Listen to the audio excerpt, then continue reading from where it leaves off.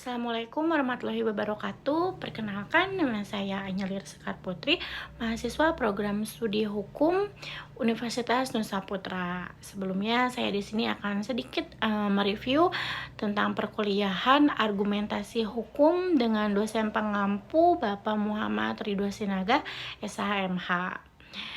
Saya di sini akan mereview dari sesi perkuliahan urgensi argumentasi hukum. Pentingnya memahami argumentasi hukum. Argumentasi hukum berguna untuk mencari dasar bagi suatu peristiwa atau perbuatan hukum dengan tujuan untuk menghindari terjadinya pelanggaran hukum di kemudian hari.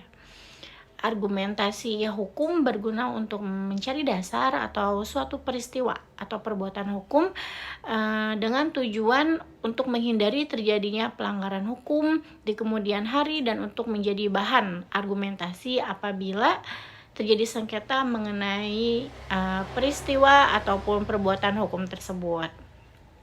Kemudian selain itu, argumentasi hukum juga mengasah dasar-dasar logika untuk berpikir seperti proposisi, premis, argumen, induktif, deduktif, untuk kemudian berpikir objektif dan berargumen dari dua sisi pihak yang berbeda.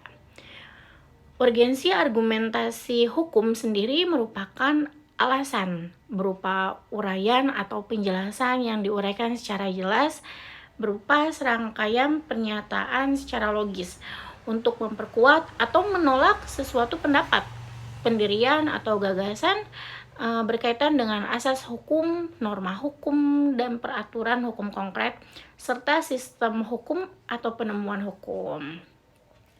Dari logika itu manusia menghasilkan sebuah penalaran mungkin ya, atau pemikiran yang dibutuhkan dalam membangun argumentasi hukum agar menjadi lebih baik. Bicara tentang logika, apa logika itu? Logika adalah ilmu, pengetahuan, atau mungkin kecakapan untuk berpikir lurus, atau ilmu dan kecakapan menalar, berpikir dengan tepat sesuai logika yang dimiliki orang tersebut. Ilmu atau pengetahuan kadang hanya disebut ilmu adalah kumpulan pengetahuan tentang pokok tertentu yang merupakan suatu kesatuan yang sistematis serta memberikan penjelasan yang dapat dipertanggungjawabkan. Setiap cabang ilmu membatasi diri pada salah satu bidang tertentu dan mempelajari bidangnya dari segi tertentu.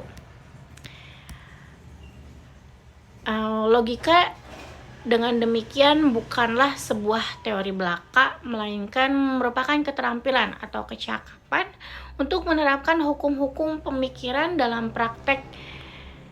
Oleh karena itu, logika bisa disebut filsafat yang praktis gitu. Kita sedikit beralih ke prinsip dari logika. Prinsip-prinsip logika dikenal dengan sebagai hukum berpikir. Hukum berpikir ini ada beberapa. Hukum berpikir ini meliputi hukum kontradiksi atau the law of contradiction.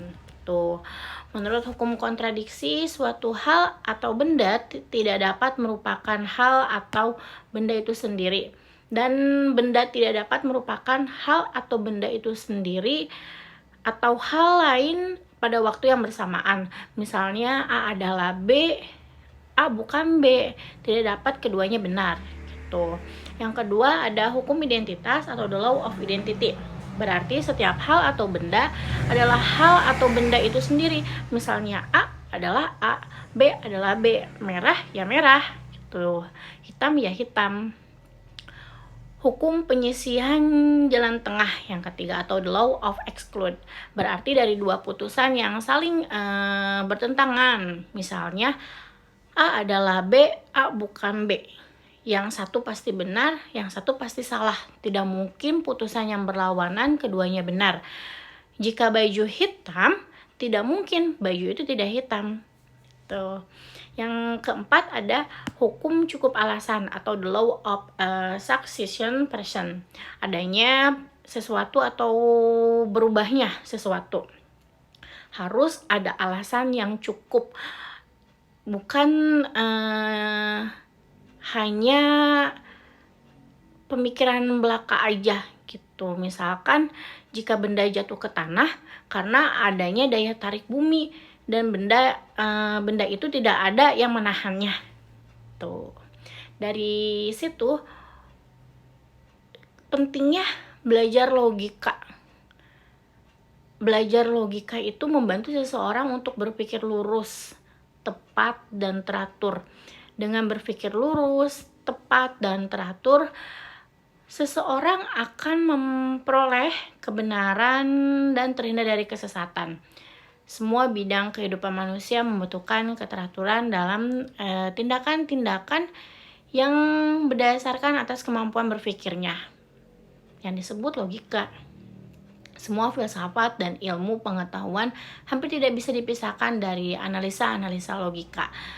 Logika mengarahkan dan mendorong seseorang untuk berpikir sendiri sesuai dengan pemikirannya. Gitu. Manusia pada umumnya memang mendasarkan tindakan-tindakan atas pemikiran dan pertimbangan-pertimbangan objektifnya. Dari situ, itu yang dapat saya sampaikan, itu yang bisa saya review sedikit banyaknya. Kurang lebihnya mohon dimaafkan. Sekali lagi terima kasih kepada rekan-rekan semuanya, kepada dosen pengampu mata kuliah argumentasi hukum Bapak Muhammad Ridho Sinaga SHMH. Mohon maaf sekali lagi bila mana ada kekurangan. Wabillahi taufiq wa hidayah. Wassalamualaikum warahmatullahi wabarakatuh.